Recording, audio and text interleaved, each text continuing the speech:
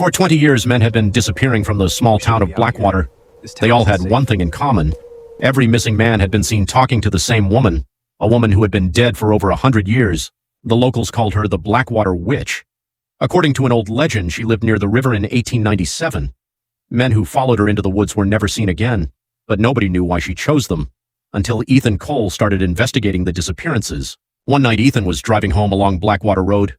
That's when he saw her, a woman standing alone beside the river. Ethan stopped his car. She looked at him and smiled. Then she said something that made his blood run cold. "You look exactly like your father." Ethan's father had disappeared 20 years earlier, just like the other men. Ethan stepped closer, but the woman suddenly whispered, "Your father wasn't my first."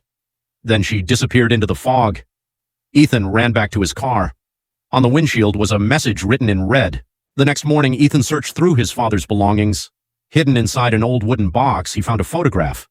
It showed his father standing beside the river, and beside him was the same woman. But the photograph was taken in 1989. Ethan's father was only 25. The woman hadn't aged a single day. That night, Ethan returned to Blackwater Road. He wanted answers. The witch was waiting. She told him the truth. Every man she took had made the same mistake. They had promised to love her, and then abandoned her. She didn't kill them. She kept them. Somewhere beneath the river, they were still alive.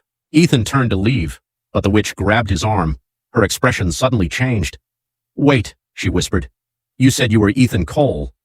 Ethan froze. "Yes." The witch looked terrified. "Then who have I been talking to for the last 20 years? Ethan slowly looked down at his hands.